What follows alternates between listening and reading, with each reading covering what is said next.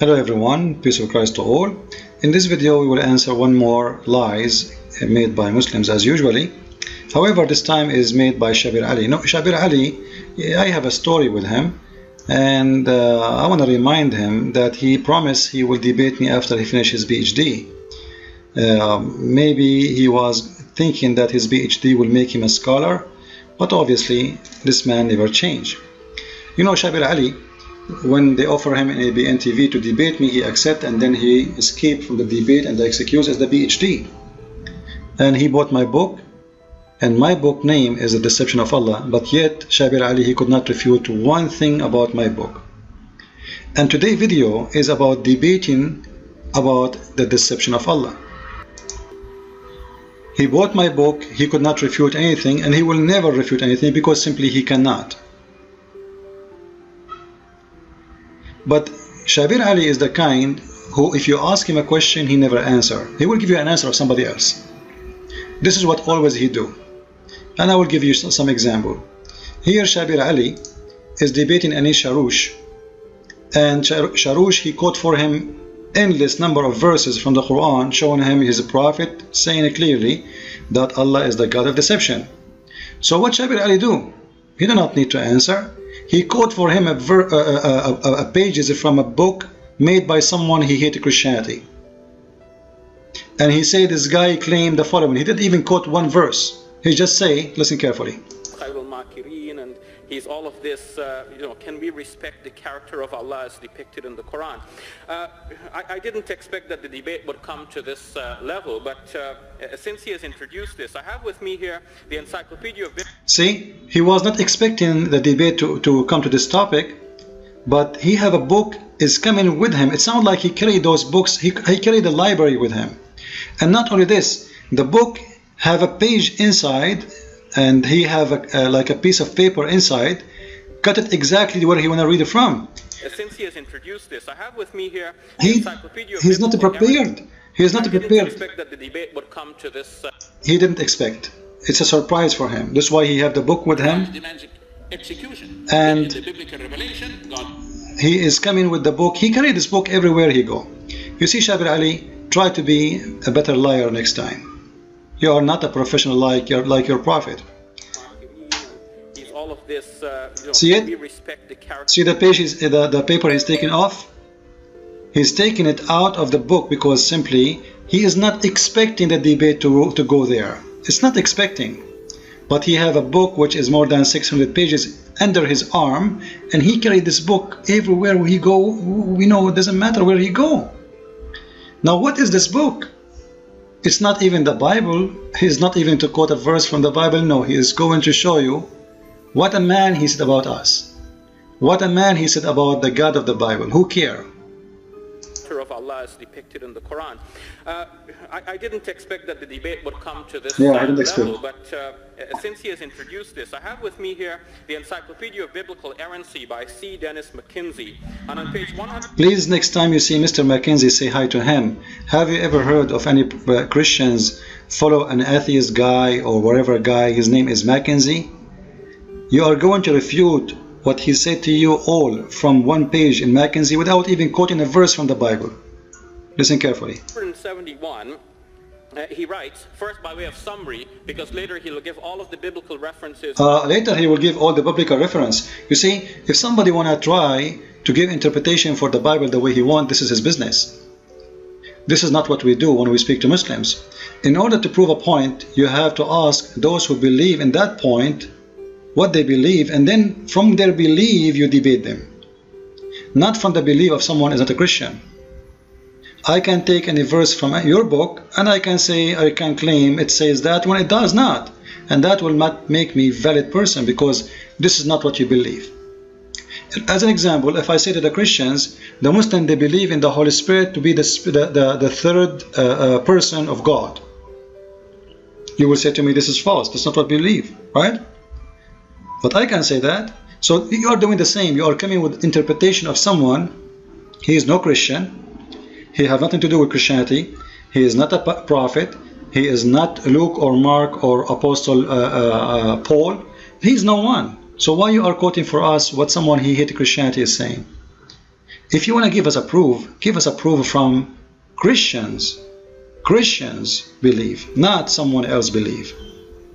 When we speak about Islam, when we speak about, like in my book, in the Deception of Allah book, you will not find one verse I gave and the interpretation is coming from my own. Never, never, never. I show what the Muslims give as an interpretation. As an example, even the Muslims, they accuse me that I'm giving false translation. Yet, do they dare to say the Muslim translation is false? When the Quran chapter 4 verse 14 and many verses say clearly that Allah is the one who mislead. A Muslim, he might say to me, oh, the verse, yes, it says mislead, but you misunderstood. Then what we do, we go to the Islamic interpretation for the verse, and we see what the Muslim's interpretation is saying. If the Muslim interpretation is saying, yes, Allah mislead, it's mean Allah mislead. I'm not going to go to say to the Muslim, Mr. Mackenzie, he said Allah, he mislead. That is deception. I go by what Muslims believe, and Muslim scholars, not Shabir Ally. Those potatoes who live in the West, who they try to present Islam to the Western in English language, they never tell the truth. You want to hear the truth, really, go and speak to those who speak Arabic. They say it to you clearly, not those who speak English. Those who speak English, they know in purpose, if they say the truth is bad, is ugly. But those who speak Arabic, they know they cannot hide it because everybody speaks Arabic around them. So they cannot hide it. For me, obviously, it says the word yudil, and yudil in Arabic means mislead. So a Muslim who speaks Arabic, he cannot lie to me because I speak Arabic like him. However, if I want to give interpretation for this verse, what I will do? I will go to Ibn Kathir, I will go to Al-Jalalain, I will go to Al-Qurtubi, I will go, etc. And we see what those scholars are saying, and then whatever they are saying, we will take it. If we go as an example to Ibn Kathir, what Ibn Kathir is saying? Then Allah mislead whom He wills and guide who He wills. This is the Muslim translation of Ibn Kathir. This is the book of Ibn Kathir. This is the biggest. This is not Shabir Ally, the little Shabir Ally. This is not a guy who do not know Arabic. This is not a guy coming from Pakistan trying to make business. This is Ibn Kathir, one of the highest authority to give interpretation for the Quran. His book is one of the main source of interpretation of the Quran in all Islamic Sunni books or universities. So when Ibn Kathir, he says, yes, Allah do mislead, who are you to say Sharush is wrong? Sharush is not quoting his own, he's quoting your scholars. This is how we refute the liars. We don't go and say Mr. Mackenzie. We say Mr. Ibn Kathir, which is your scholar and your master. Mackenzie is not my scholar, he is not even Christian. So the deception of Muslims is endless. In different, and always, by the way, Shabir Ally, he always do the same. He never answer any question. Once they ask him how old Aisha is. How old? Embarrassing question. But Shabir Ally, as usual, he never answer. He will say to you, there is some people, they say that Mary, she was 12 years old when she married from Joseph. This is one of the most funny, stupid answers ever you can imagine. Because as long as the Muslim believe that Mary, she was a virgin when she gave birth to Jesus, that means at that time she was already a woman, because a child cannot have kids. This is number one. Number two, she was a virgin, you idiot. What are you talking about, Joseph? She is a virgin. According to Islam, Mary, she never get married from Joseph, and Joseph is not even exist in Islam. So he is a hypocrite to the point he is saying to you that Mary, she was married to Joseph when Islam do not believe in Joseph at all. Joseph does not exist in Islam, and I challenge him to show me Joseph in his book. Does that mean you believe in Joseph but you don't believe in the Quran? Because Quran says clearly there is no Joseph. Mary is a virgin and she gave birth to Jesus. She was a virgin, and never mentioned that Mary, she got married to anyone. So what those people, they are willing to do, they are willing to sacrifice their belief in order of deception. Like, I'm not going, okay, now you know what, I'm going to talk about the age of Mary, how she married to Joseph. And he have no proof, he have no reference. What, you will bring me Mr. Mackenzie? Or you will bring me someone, he's from, someone, he is a priest saying that? You know, we don't go by a priest, we don't go by Mackenzie, we don't go even by me. We go by the Bible. For you, you have to go by the hadith and by the Quran, and then by the scholars who are approved by all Muslims. So he said that Aisha, when she got married, she was what? How old she was? Let us see. Some other researchers have given some other researchers, you see, he have no answer. Never his answer. And the reason he say that, because he don't want to be blamed for lying. He says, some researcher says. Some researcher, what about you? Aren't you a PhD guy? How come you don't have, how come you never have your research? Variant dates such as this as well. So some researchers said what? Let me play again the age. I did not hear the age. What was the age of Aisha when she got married? There was some mistake in the dates, and it seems that Aisha might have been 16 at the time when she got... Oh, there's a mistake in the date. Mistake. You see, the hadith says that Aisha, she was 6 years old. How the mistake happened? And the one who mentioned that is Aisha. Aisha, she was stupid to the point she didn't remember what the age she got married from Muhammad. And not only that, the hadith even stating for how long Aisha she lived with Muhammad. It says she lived for 9 years.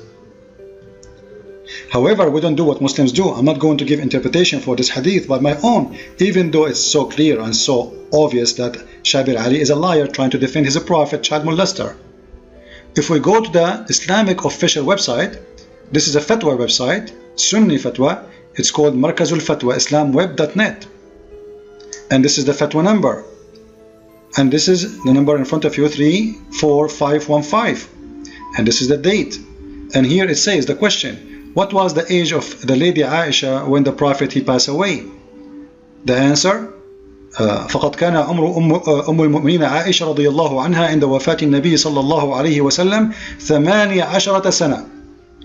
When the mother of the believers, the Prophet, died, her age was 18 years old. But he just told us that she was 19 when she married. Aisha, she married Muhammad 1 year after his death. That's amazing. And if you don't believe me, this is what it says. I'm going to take the text as it is to Google Translation, live in front of your eyes. We quote, we post, we paste, and we choose English, and bingo, read with me. It says clearly that when he died, she was about 18 years old. So simply, it's a fabricated answer, it's a deception answer, because Muslims cannot tell the truth. Now we go back to the topic that Allah is the one who caused people to do sin and to be in deception. To prove that, I'm not going to quote Mackenzie, I'm not going to quote Jack Kinsey, I'm not going even to quote Shabir Ally. I'm going to quote Muhammad. In Sahih Muslim, and this is very authentic hadith, Muhammad, he said, if you were not commit sin, Allah would have swept you out of existence and would have replaced you by another people who have committed sin, and then asking for forgiveness from Allah. So the whole purpose of Allah to create Muslims, He want to have fun. If you don't commit sin, Allah will replace you. You are boring. Allah wants you to commit sin, He forces you to commit sin, and if you don't commit sin, Allah will exchange you with someone better than you. The one who is better than you, who is the one who will do more sin. So obviously, Allah is a sick God. He is enjoying playing with you Muslims, and you have to do sin in order to make Him happy. Otherwise, He will replace you. He will get better goats, goats who fight a lot, who kill a lot. Same time, if we go to different hadith, we will see the following, that Adam and Moses, they argue each other about who is the one who turned them out of paradise. And Moses says to Adam, aren't you the one who turned us out of paradise? Adam, he said to him, isn't it written for me? Isn't it written for me? In my destiny, in my fate. Do you blame me for action which had written by Allah in my fate 40 years before my creation? So Adam won the argument against Moses and overcome Moses. So according to Islam, it is the sin of Adam is not his fault. It is the fault of Allah. Allah written the sin of Adam 40 years before his existence. So don't lie again and say Islam, don't force sin on people and Allah is not the one who caused sin. Your God is sick God, and the proof in front of you. You've been served. Thank you. God bless.